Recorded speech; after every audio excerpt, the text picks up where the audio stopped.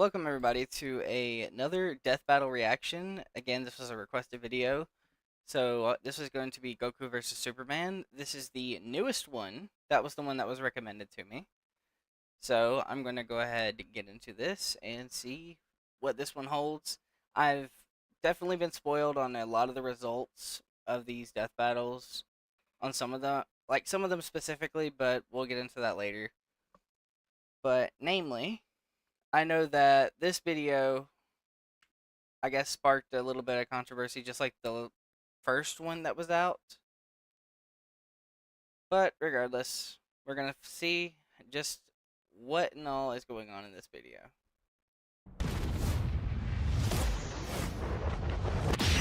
Fight animation looks great. Son Goku, Superman. It's time to answer the ultimate question, and we're taking it all into play. We're examining Superman's extensive mainline comic book canon. Given Dragon Ball Super's contentious continuities, we'll include all three, just to be thorough, plus Dragon Ball Heroes. He's Wiz and I'm Boomstick. And it's our job to analyze their weapons, armor, and skills to find out who would win A death battle. Far away, in an enchanted land, an old master found a boy and marveled at his uncommon strength. This is the story of Son Goku. Chances are, if you've watched some localized anime, you can thank this guy. Inspired by martial arts films and his wife's interest in Chinese culture, Akira Toriyama crafted the story and the character that would define R.I.P. the legend. generations to come. Dragon Ball! Kakarot was born a low-class Saiyan on the planet Vegeta, narrowly escaped its destruction by Frieza, and was raised on Earth by happy old Grandpa Gohan. Not just raised, but trained. Gohan began Goku's teachings in martial arts, which he would find to be his true calling under the guidance of Master Roshi. Specifically, he learned the Kame-sen and Ryu style, which focuses on discipline and tenacity, both of which strongly define Goku's character. The more he learned, the more he wanted to improve. This little low-class monkey boy would prove that hard work and dedication can beat raw talent. Within just a few years, he was so strong, the only worthy teachers left were gods. And talking cats, but mostly gods. When you're training to dodge lightning, you know you're a few leagues over everyone else. He did have a slight advantage. Saiyans are naturally superhuman. They also take Nietzsche's famous words, "What doesn't kill you makes you stronger,"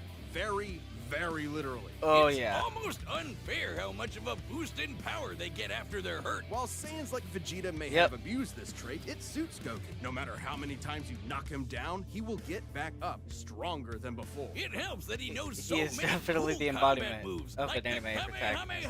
An incredibly powerful technique that focuses one's ki into a single point for a devastating beam. So challenging, it took Roshi decades to master, but Goku got it in like 5 seconds. It's incredibly versatile, with over 50 different variations. For example, Goku can curve the... Okay, let's see these techniques.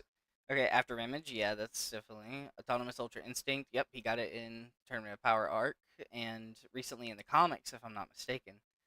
Destructor Disc, he stole that from Krillin. Let's see, Dragon Fist, that's something from... I thought that was from GT. Energy Landmine, okay, he used that in Tournament of Power. Evil Containment Wave, I never personally seen him use it, but I guess it is there. Like, I guess he knows how to use it. He has Flight, obviously, The Fusion Dance, he knows how to do it, but obviously we're not going to throw, what is his name, Gogeta into this. Godbind, that was used in the Broly movie. Hakai, never personally seen him use it, so not sure about that one either. Instant Transmission uses it almost every episode. And the Kaioken, that's one of his favorites. Especially in Super. The beam after firing, or even shoot it from his feet. But unlike most Saiyans, he doesn't just use ki to blow shit up. Moves like the Solar Flare, Energy Landmine, and Godbind require a lot more strategy and planning. Because while Goku isn't exactly book smart, he is a genius when it comes to martial arts. He doesn't just train to conquer his opponents, but to conquer himself. He's also got some different moves, like trapping you in a rice cooker. Well, pretty much any container could be used for the Mothaba sealing technique. Then there's Kaioken, aka Instant Steroids. Goku's multiplied his power by 20 with it before, and in a movie, he even got it up to times 100.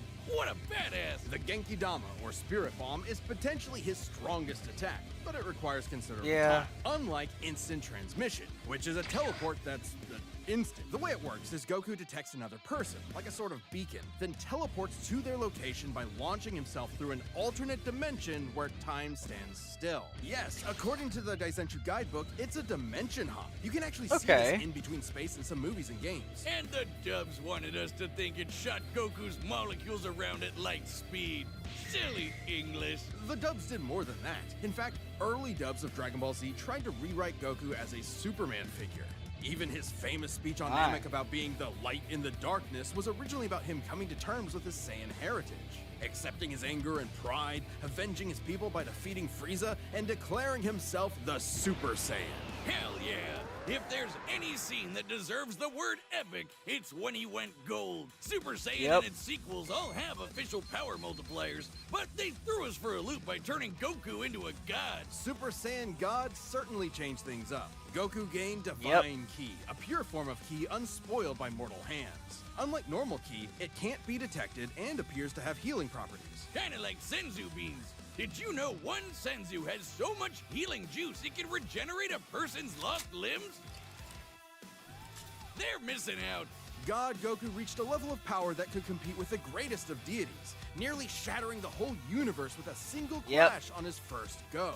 Dragon Ball's cosmology is unique. This model is said to be an accurate depiction of Universe 7, but there's a wrinkle there. When all of humanity went to heaven, because Boo went berserk, Videl commented that heaven is just as large as a universe, and the Daisenshuu backs her up. And, that's heaven. Big planet. So let's scale things up with that in mind. Doing so would make Universe 7 over 1,500 times larger than our own observable universe. And Goku could destroy that much the first time he went God.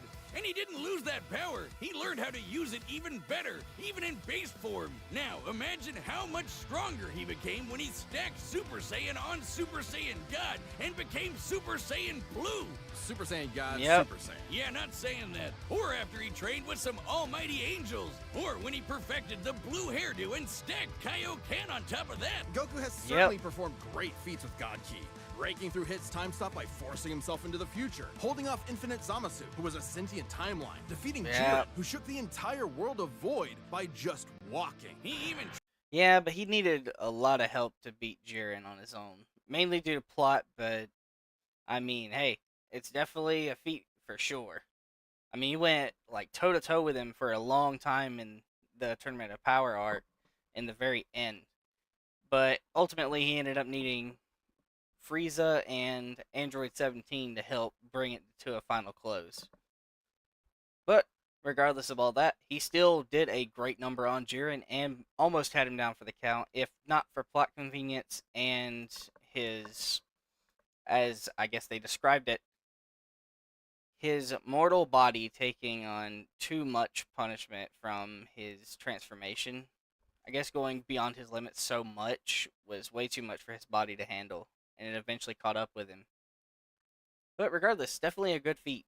Tried out Hakai, the destruction god move that nopes you out of existence. Your being and your soul erased from all of time and space. Culminating in his greatest form, Ultra Instinct. Oh, Goku isn't a normal transformation, it's a state of mind. Ultra Instinct is the highest peak of martial arts, subconsciously making optimal choices because you're in the zone. Doing without thinking. Something Goku has always been trained to do. Technically, it can be used in any form, but when perfected, Autonomous Ultra Instinct makes you untouchable. No matter what comes his way, Goku will automatically dodge, block, and counter to the best of his ability, even pushing his body well beyond his physical limits. So far beyond, in fact, Ultra Instinct can summon a massive avatar to defend him when his own body can't. I have not seen that. Really intense. It is, which is why he's developed incremental versions of it for specific uses. It's extremely difficult to maintain the full form for long. Until you get to Dragon Ball Heroes. Oh, man. Dragon Ball fanfiction gone Kaioken times 1,000. While technically a different continuity, CC Goku is functionally a stand-in for the mainline Goku. His history and powers are the same, making his story just as much of a what-if scenario as the multiple super continuities. The only real difference is Toriyama's not really involved. This Goku used instant transmission to teleport through time and dimensions. He outsped a god who could see the future. He defeated Dark King Fu, who was gonna rewrite the entire universe. Hell, this series even makes GT cool. Xeno Goku can break space-time just by going Super Saiyan 4. Looking back at that goofy monkey boy chopping wood and punching dinosaurs, it's almost overwhelming to think about how far Goku has come, how much he's had to face. But no matter the challenge, he takes it head-on and pushes through, showing everyone, everywhere, how to go even further beyond. I love Goku as a character. Definitely the embodiment of a shonen protagonist. And the grandfather of all anime, Dragon Ball, just incredible. Like, I loved almost every iteration. And even with Daima, it was actually pretty good, too. But, of course, R.I.P. the legend, Akira Toriyama. And, honestly, I have high hopes for this, because the fight animation looks really cool. Goku's analysis, while not heavy on the calculations, was definitely very thorough in explaining tools in his kit, which was pretty nice, to say the least. Faster than a speeding bullet, more powerful than a locomotive. It's a bird, it's a plane, it's Superman.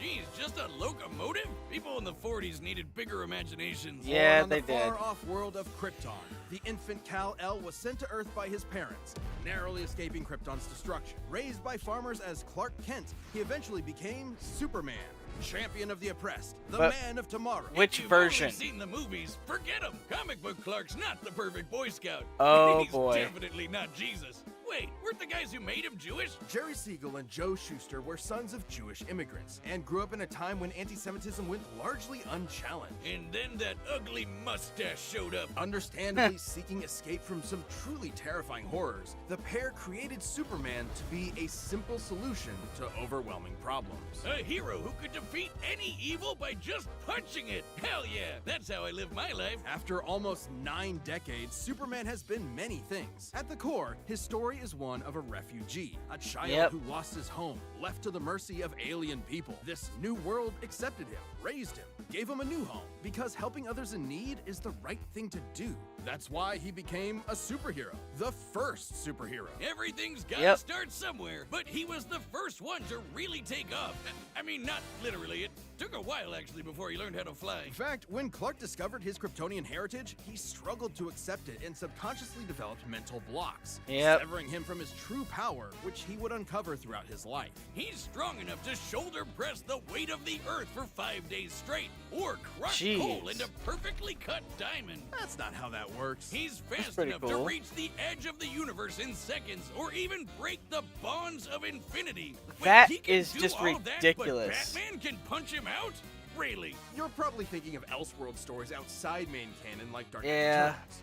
It's a good question, though. Superman's powers have fluctuated over time for a variety of reasons. However, for Death Battle, we take the characters at their best. Yeah, like how his breath is so powerful he can sneeze away a solar system, or blow air cold enough to freeze ghosts. Speaking of, his X-ray vision doesn't just see through walls. What? He can see through your own body and mind to examine your soul. And yet, he can't see through lead. That's okay, though. He can just burn through it with his face. Since he gets his power from the yellow sun, his heat vision burns with the fire of a star. And if beams aren't enough, he can blast it out of his whole body for a super flare. It used to totally drain him, but he's learned how to control it. Simply put, Superman's powers defy physics. My favorite examples are when he rebuilt the reality warping miracle machine from memory, or punched Brainiac so hard every version of him felt it through all of time, or when he gained 10 years worth of medical training through only 5 minutes of reading, and then successfully performed lung surgery. Nice. My favorite example is when he's... Oh my god. This definitely feels like this is going to be a wash. Just with that one singular line of him saying that he felt it across every conceivable universe. Jeez. I don't know how you're going to even top that. Smell brownies in North Dakota. And breaking infinity. Even beyond his powers, Superman is no novice when it comes to the intricacies of battle. He's trained in Kryptonian martial arts, which uses chi, Okay. or as they call it, Shriar. He even got summoned to Asgard to fight demons with Thor for 1,000 years. Superman can Jeez. resist being erased from existence, such as tanking Darkseid's Omega Beams. Yeah. Even Retcon and the Time Trapper, both of which hijack and alter timelines, can't touch him. Not because of his powerful mental defenses or What? healing factor, but because he's a cosmic linchpin in the greater metaverse. Timelines literally revolve around him. But let's address the S-shaped elephant in the room. You may have noticed we've Jeez. covered a variety of Superman eras. Superman, and DC Comics as a whole, have gone through multiple retcons. Golden Age, Silver Age, pre-crisis, post-crisis, New 52, Rebirth, and so on. It would help to know which one is the main Superman, right? Well, they all are. Yeah, the latest reboots basically said everything in the main series is kinda canon, even when he had wacky powers like changing his appearance with a super muscular control. Ew. I guess he can still phase through almost anything, even people. Look, if you really dig Oh into my it, gosh. this isn't new. Plenty of characters have recalled events from supposedly retcon timelines before. Yeah, post-crisis Supes did start as less powerful than in pre-crisis, but that was because of the mental blocks. Though he's not a complete composite, there's so many Okay. other Supermen out there. Future Superman, Big Robot Superman, Kami Superman, Dinosaur Superman. Yeah. There's a bunch. Still, this new canon has affected his abilities. For example, he and other Kryptonians can effortlessly travel through time. And while Superman's powers stem from the Earth's yellow sun, exposure to a blue star increases them even further. In fact, Okay. upon visiting a white star, he attained a whole new level of power. When that old baldy Lex teleported him to another galaxy, Superman just popped back up, saying space-time has lost its meaning for him. He really just said that. Superman defies physics. Like when he used heat vision to restart the universe by making an all-new Big Bang. We've seen What? that this universe has a radius of at least 100 trillion light years, but we can calculate a more exact figure. The DC universe is 15 billion years old and expands at 60 trillion light years per half second. This means its radius must be over 50 nonillion light years across. Oh gosh. What? That's 31 zeros, and Supes helped make that happen. Well, about 1/5 of it. That's still immense power, but if you want Okay. something bigger, here's the Anti-Monitor blasting Golden Age Superman with all the energy of the antimatter universe. And then Superman, Punched him so hard it kickstarted another one of those reboots. Now, Superman What? does have weaknesses. There's kryptonite, of course, and exposure to red starlight can fade his powers over time. Not all Yeah. at once. He has been able to move planets around while under a red star. So... And everyone knows Superman can't deal with magic, but it's more accurate to say he Okay. doesn't have any special resistances to it. He's defeated plenty of magic users before, even Yep. Shazam. Superman challenges the idea that absolute power corrupts absolutely. He's the goodest good guy of them all, but there is nuance Yep. to being good, even if he is the ultimate power fantasy, unstoppable and incorruptible. Such as when he took on the World Forger, one of the most powerful reality shapers in all of creation. Who was in the sixth dimension, crafting a whole new multiverse to replace the one Clark calls home? Who's gonna stop him? Superman could, and the Forger knew it. So he was trapped on a world with a sun so distant he could never escape. Or so the Forger thought. Instead, Clark found the strength he needed to fly at that sun, dip through a ton of stars, KO the World Forger, and shatter his new multiverse with a single punch. Because that's Yeah. Superman, a simple solution to overwhelming problems. He's the kind of person to save a cat from a tree, answer Christmas cards from strangers, and tow hundreds of planets to a new galaxy all in the same day. What's not to like? Truth and justice has no better champion than the Man of Steel. All right. Yeah, that's definitely feet heavy. And I mean, he does have decent abilities, and I didn't know that he actually was like versed in some martial arts. That's actually pretty cool. I've only known Superman through most of the cartoon iterations of him and or like the Justice League, or even through what is the comics called? I've seen him in the Deceased comics. I've seen him in the Injustice comics and the Injustice series, and also in the Injustice games. I don't know that much about Superman as opposed to how much I know about Goku. But obviously, I want Goku to win, but I think Superman's just gonna straight watch this as per usual. The combatants are set. We've run the data through all possibilities. It's time for a death battle! Alright. Let's enjoy the animation.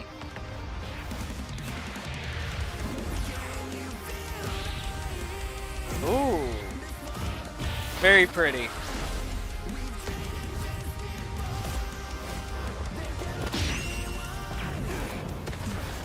Today's the day. We'll finally settle who's stronger. If you say so. Alright.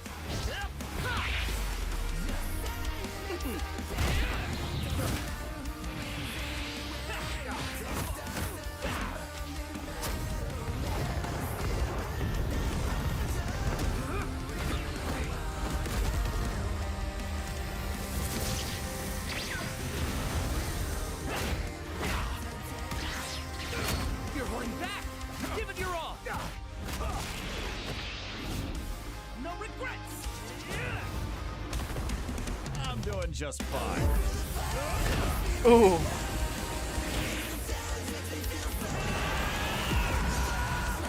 Straight to blue.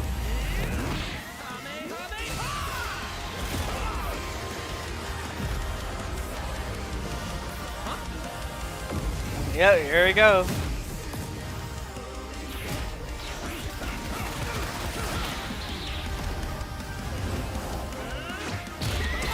Oh!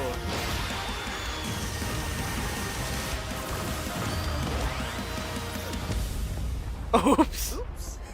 Well, I guess we can wish it back later. World made of cardboard. All right, I'll show you just Oh, how no. powerful I really am. The punch. Looks like a job for Oh my.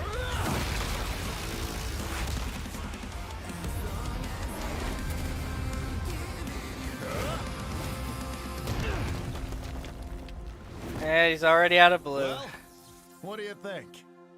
That was awesome. Nice suit. Oh, thanks. Kryptonian fabric. My mom made it for me.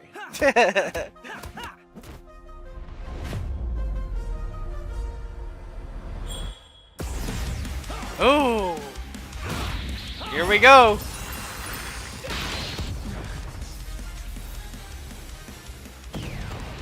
Ooh. God, the animation's just so pretty. Jeez, Superman.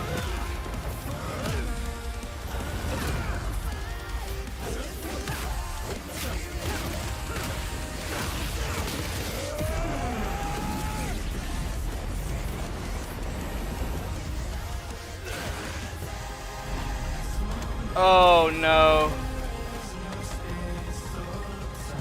Well. Finally. Here we go. Oh gosh.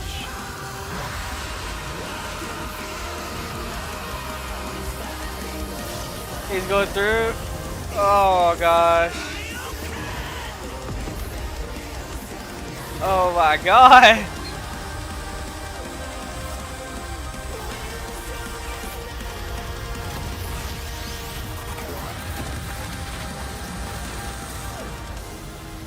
And they destroyed everything.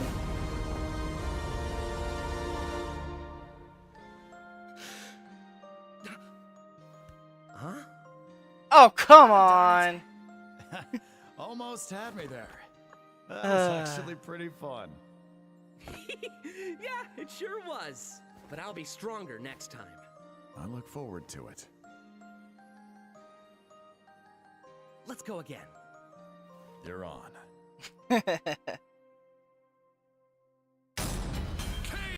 I love how that whole fight, they were nothing but friends. No ill will, no horrible intent for one another. Just a friendly match to the death. Honestly, it was a great battle. It was definitely something that was beautifully animated and it had a lot of, I'd say, passion behind it. It was great. But let's see the analysis on why Superman won. and then I'll give my final thoughts, and we'll end this stream. Oh, that's it! The final, indisputable answer! Who am I kidding? People are gonna argue this one forever. There's so many ways this battle could go, especially with all the other continuities. Yeah, real, Goku would kick almost every other Superman's ass, except for the main one. There's a lot to cover, so let's address the 5 categories most representative of this fight. First up, strength. Both could hit hard enough to break or make their whole universe, or take it in stride, like when Superman got smacked by the whole antimatter universe. At most, Dragon Ball's universe is 1,505 times larger than our own, but based on the DC Universe's officially established age and rate of expansion, it is 1.6 vigintillion times more, over a novemdecillion times more than Goku's. At some point, you reach a number high enough that it just doesn't mean anything anymore. Yeah. Anyway, Goku's obviously gotten stronger since the Beerus fight, even by billions or trillions of times. He's defeated Jiren, Broly, Moro, and Fu. But even if we highball Goku by quadrillions or quintillions of times, the gap is just too much. Especially with the World Forger feat. Not even Heroes competes with that. Superman takes the edge in strength. But strength isn't everything. Let's talk speed. Both are obviously way faster than light, but Superman crossed that mega-sized universe of his in seconds and flew faster than infinity. Makes sense. He can keep up with the Flash, whose speed is so ludicrous it's unquantifiable. Don't count Goku out, though. Flying across the entire afterlife in base form and outspeeding Eos's future sight takes some crazy speed. Fighting Zamasu as an omnipresent merged timeline also implies immeasurable speeds. That, combined with instant transmission and ultra instinct, could probably keep up. Maybe. Quantifiably, Superman is faster, but both are immeasurable. The safest bet here is to say they tie in speed. Especially when we look at skill. Goku's a martial arts master. He's definitely got better battle instincts. He wants to fight and is dedicated to his training, while Superman sees training as a means to an end. Superman's knowledge in pressure point combat and Kryptonian martial arts are impressive, but he's only used them a few times. It would be disingenuous to say he's an equivalent master at them. So Goku wins in skill, but not necessarily in experience. Don't get it wrong, Superman is not a mindless brawler. He's trained with Batman and Wonder Woman. He's even defeated martial arts experts like Cobra without powers. Goku has spent decades training, but Superman battled Norse demons for 1,000 years. Yeah. He's also astonishingly brilliant, like when he reassembled the reality warping miracle machine from memory. Experience obviously goes to Superman. Okay. But perhaps less obvious is our last category, powers. Kai, Spirit Bomb, Mafuba, Instant Transmission, God Key, God Bind. How does Goku not win with those? In Dragon Ball, Ki is dependent on physical ability, so it's different from Magic. God Ki is simply pure Ki, and Magic isn't an auto win against Superman anyway. Whose greater strength could break out of something like the God Bind. Mafuba and the Spirit Bomb would take way too long, and Goku's never successfully used Kai before. Even if he did land it, Superman's impossible to erase from reality. Like, he's tanked Omega Beams, which do the same thing as Kai. Superman can time travel, counting Instant Transmission's similar ability from Heroes. And regarding teleporting him to a red star, ignoring the fact that Saiyans can't breathe in space, though Goku's certainly tough enough to withstand a vacuum, Instant Transmission requires another person to act as a beacon. He can't just warp to any red star. Even if he did, Superman could simply fly away and find a blue or white star for a supercharge. And Goku could not pull off the same trick twice, as Superman could phase through his attacks. So, that's it then. Clark has too many counters, so he takes the edge in powers and it's over. Well, I think there's something else. Goku versus Superman reaches a broader zeitgeist. It's more than just two characters fighting. For a whole generation, especially in 90s America, superheroes represented an unyielding status quo. Spider-Man, Batman, and Captain America rarely change who they are or what they believe in. For a lot of people, that's tiring, and Superman is an icon of that. Then along came anime. There was a whole other world of ideas and stories for us sheltered Westerners to experience, and Goku's an icon of that. So while many see this as a debate between characters, others see it as a debate of ideologies and culture. And if that's what's at stake, who wants Goku to lose? You're sure you're not overthinking this? It's not our intent, but it does call into question what we're doing. How can people agree with what we take as fact when fiction relies on interpretation?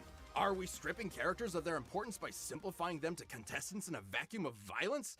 And if so, then what's the point? Because it's fun, Wiz. Damn it, man. There's more than one way to appreciate something. We're having a great time talking about awesome characters and slamming action figures together. It's okay. Yeah, you're right. I'm just saying, no matter who you prefer, that battle was super, man. That's the worst pun. It fits them both. It's so lame. I don't see you doing any better. I do the math. The pun's your job. Well, maybe if you math as good as I punned, then Goku would have won. What is wrong with you? Honestly, great death battle, and I absolutely love both the characters as they are, but I always have a favor towards Goku. But regardless of that, he does make a great point. This is all just for entertainment, and it is all just for fun. Regardless of who you want to win or lose, it's not a life or death thing. So let's just have some fun and watch the animation, enjoy it, and honestly, great up to Death Battle for actually pointing that out. But anyways, guys, I think I'm going to end this stream, maybe go do a gaming stream. But I don't know, it's to be determined yet. I will be doing another Death Battle reaction in probably the next day or so. And I'm just going to pull up my notes. And I think the next one I'm going to do is Goku Black versus Reverse Flash. I've been told that it's a good one, and I am very much a fan of, I guess, Goku Black and Zamasu's arc whenever it came around in Super. But regardless, thank you guys for watching, and see you later, you filthy degenerates.